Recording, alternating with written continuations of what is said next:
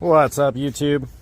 Alright, so I've looked around on YouTube quite a bit looking for a video on a 2009 Toyota Camry for a slave cylinder, clutch slave cylinder, and clutch master cylinder, and no luck. So we're gonna go ahead and make a quick video on all this. Now this is it calls for like a 3-hour job. I think honestly you could knock it out a little quicker. It's kind of a pain in the butt. I've already done it actually. I made a video on doing it. I'm just coming back and doing a retake to kind of give you guys some quick tips. So in the video, it shows me, I pulled the battery, pulled the intake, all kinds of extra stuff, pulled this. So if you're doing the slave cylinder, all you really need to do is pull this, which is 10 millimeters. I lost that one. That's a new one. See it? So pretty. And then you come down here and you got these two bolts. You got two more bolts underneath. No, just these two bolts. This is just a cover. That goes away. And then there's two nuts here. And then there's a bolt on this side right here. Super fuzzy. But there's a bolt here. So you're going to pull that one. And this top piece is going to roll out of the way. And then these that have the nuts on them, they're actually studs. So once that's out of the way, you can pull those studs out, which holds this. So, and then you got your line here, which is a 10 millimeter. And yeah, so this is pretty easy, more or less. I was just trying to find the location, which I found pretty quick. So here's this. But the master cylinder is kind of a pain in the butt to get to. That's kind of why I pulled the battery and the intake, because I was looking for it. Didn't know where it was at. It's actually back in here. So it's not too bad. You got a push clip here, a push clip on the other side that matches it, and then you're going to want to pull your windshield wiper arms. So those two, and those are both 14 millimeters, I believe. And then this plastic piece comes off. And then underneath there, you're going to have your windshield wiper arms, like your motor and everything, which you're going to have 4 10 millimeters in. And then I think the rest of my video covers it from there. But if not, you have over here a bunch of 10 millimeters, which holds this piece in.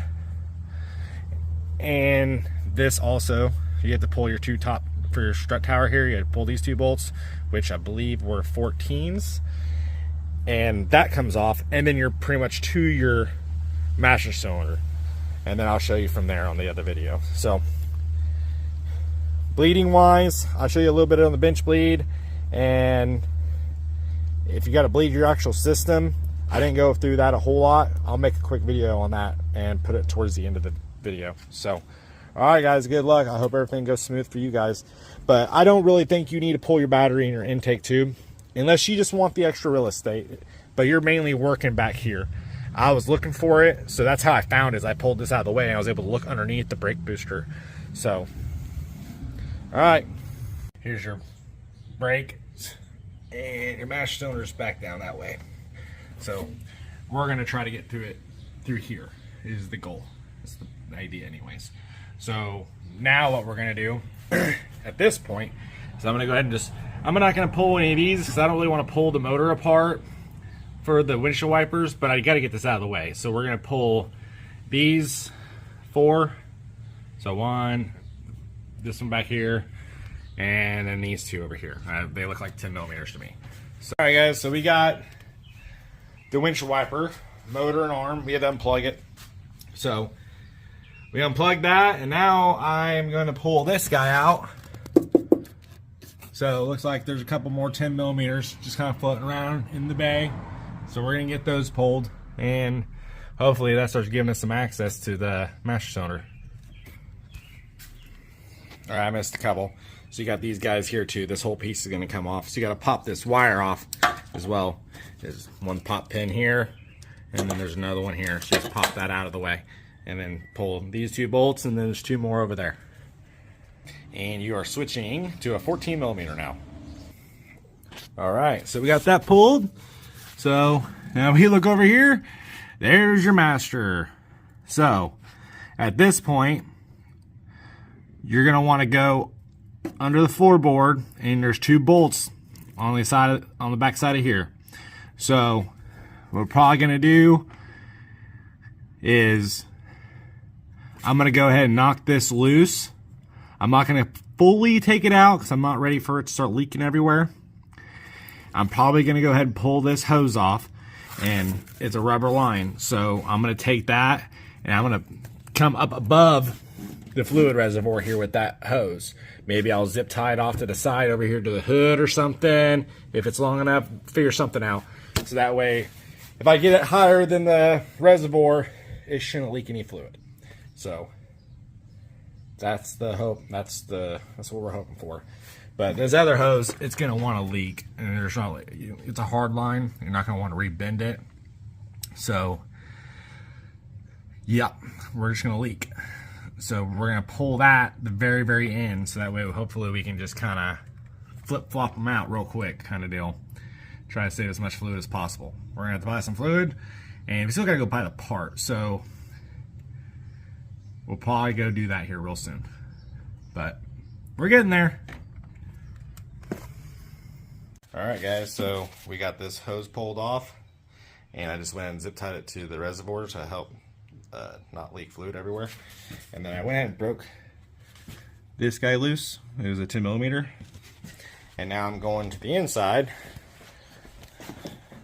And I went and started on this a little bit. So you have a cotter pin and a pin to pull out of the pedal assembly, which goes through. Kind of hard to see down here. Let's see if we can move this light around so you can see better. Okay. It's going to go right through that hole right there. And the cotter pin's going to be facing to you, hopefully. Unless mine had been, looks like mine's been changed before. It's got some white writing down there. So cotter pin was easier to access for me, at least. Hopefully your guys on this side, it was real easy to pull. You pull that cotter pin, and then you just slide that piece out the opposite direction. So now we're going to work on getting these bolts out. We got one here, if we can focus a little bit, and then there's one on the other side. You can kind of see it if you look through that little chase, right through that little hole. This is where that one's at. Yep, so we're gonna pull those two bolts. I think they're 12 millimeters, and I'll get back with you. All right, so we got those pulled. They were 12 millimeters. I went and pulled this little kicker panel. There's a stud right here with a plastic nut on it. I just hand threaded it, unthreaded it out, and then you just kind of pop it out of there. So it was pretty easy. It gave me a little more real estate to work with, and I just used my impact with a 6-inch extension and a wobbly, and came out pretty easy. So not too bad so far. So now we're gonna go to the other side, back to the side of the hood, since we got that completely disconnected now. So we got it disconnected from the pedal, and then we got the two nuts off. So it should just wiggle out now. Well, we gotta pull that 10 millimeter hose off, or yeah. So, all right. So I guess we'll just walk around real quick. But yep, so that's disconnected now. Now we just gotta loosen this guy and we'll be good to go. Alright, so we got the new master cylinder right here. I went ahead and bench bled it. If you guys don't know how to do that, it's not too difficult. So your reservoir, I mean, if you had reservoir in your hand, it'd be even easier, but I didn't have mine. So all I did was, so this is where it's leaving here, entering here. So all I did is I took this hose with this little guy, and I dropped the hose down inside my brake fluid bottle, and I just held onto this with my hand, like so, and I covered this hole. And so you push, I was just using the bench here, and I was pushing down. I'm not going to do it now, because if I do it, then I'm going to mess up my bleed job. But I was pushing the, whatever I'm trying to say here, I was pushing this in, and after I pushed it in, I'd cover the hole with my finger and then let up. So when you're pushing down, you're pushing the air out, and then when I cover it and I lift up, it's going to start sucking fluid into the system. So you do that until you get all the air bubbles out. So it shouldn't be that difficult, as long as you're not, as long as you're holding this, as long as this has a decent seal, it should be good.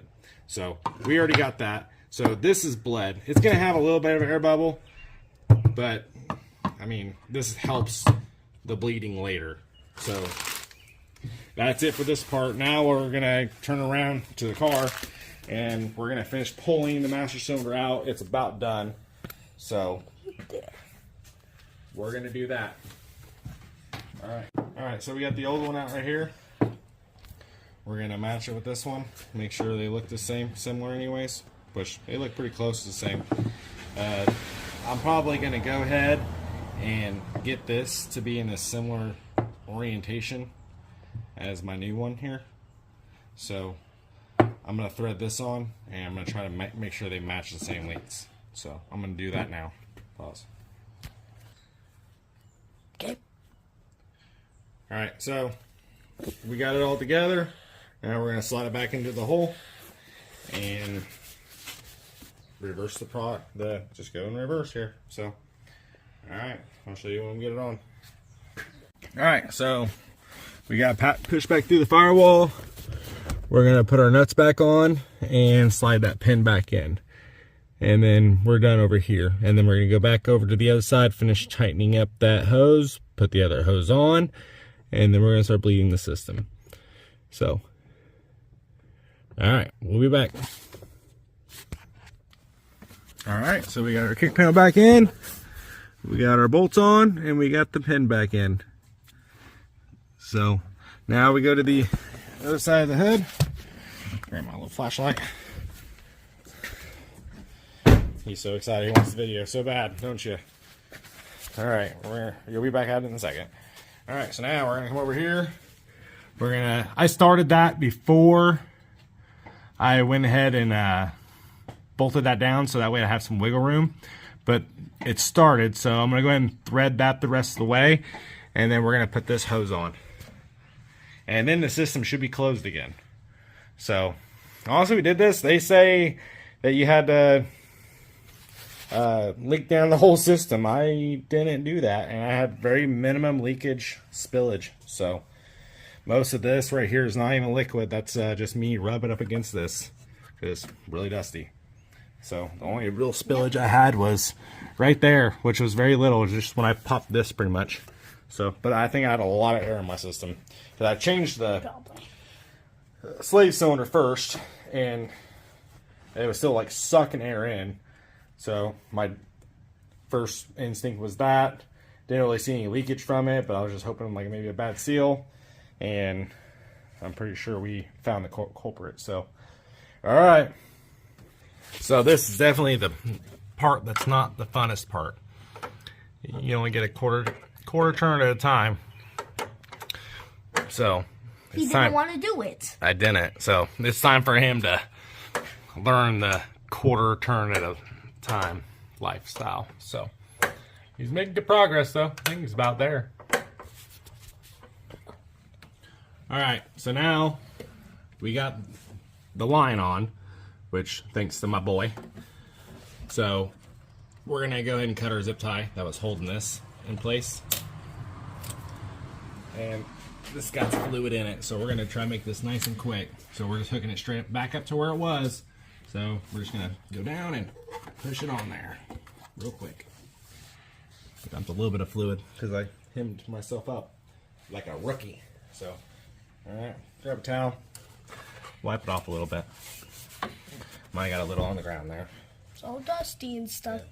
Golly, we got some on the ground. Missed the cardboard.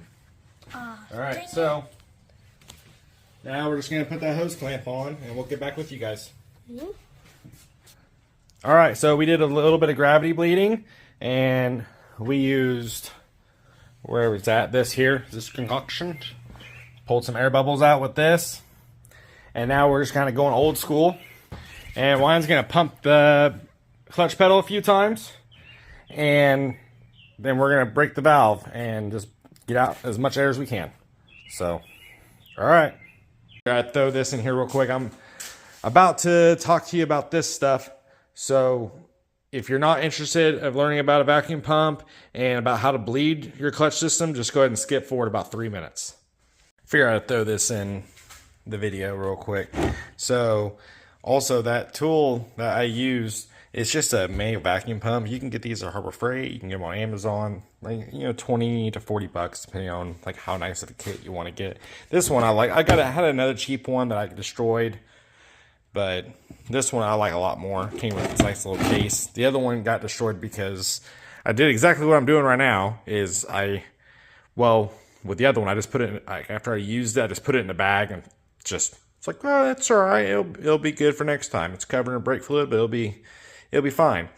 Well, the brake fluid ended up destroying the pump, so I had to get a new one. So make sure you clean them out when you're done. But this one's pretty nice. It's got a box that holds it all where it needs to go. So I still need to clean this one out, but it's pretty simple to use. So it's nice because it catches the fluid. So you pump it, and you have a nice little gauge right here. It'll tell you how strong of a vacuum you're pulling on it. And it'll pull the vacuum, and the air will come through here, and your fluid will drop into here. So it's pretty handy. So if you don't have anybody to help you bleed the system, these are super handy. So if you have somebody to help you, like I had my son there for a minute, and he was capable, which was pretty awesome. So what you're going to do there is you're just going to sit there and pump the brake, or it's just like bleeding brakes, but you'd pump the clutch, and you'd pump it until it gets nice and firm. And it could be super spongy at first. You just got to keep doing it until it's to the pressure you like, or until you stop getting air. So what I was doing is I was having him pump the clutch up, and then he holds the clutch pedal to the floor, and then I would break the bleeder valve that I was seeing on the slave cylinder. So I'd break that valve there, and it'd let out some air. You tighten that valve back up, and then they can lift on the pedal and start pumping in. But when you're breaking that valve open, you got to make sure that pedal stays down, because if they lift the pedal while that bleeder valve is open, then you're going to suck air into the system, and then you're going to be in worse shape than you had started in. So just biggest thing is make sure whoever's doing it holds that pedal to the floor while you break the valve, or they can break the valve loose. You know, I've always had a little thing where I yell pump, and so they pump the pedal, and then I tell them hold, and then I wait for them to say holding as confirmation, and then I break my bleeder valve. And then I shut the system, and I say pump. And once I have the system closed, then I tell them to pump again, which tells them that the valve is closed and they're good to go. Or you can say you're good, or however you want to do it. But yep, so we got it back together. Clutch seems decent. So before we go crazy and put everything back together, we're just going to put the air box back in and the battery back in, and go take it for a quick test drive and make sure it works good. So we'll probably go ahead and put these nuts on right here, because that's your strut tower, and I'm not trying to just roll around with just one bolt in. So we will put those in as well. But all right, Wayne, can you please stop? All right, YouTube, we got it back together and it runs great. So we're just gonna go ahead and button up, put the winch wipers back on. It's just the same way as in reverse as putting it together. So we're gonna slap our metal tray down in here and just run with it. Put our winch wipers back up and everything else. So just rewatch the first part of the video of us taking it apart, and you'll know how to put it back together. So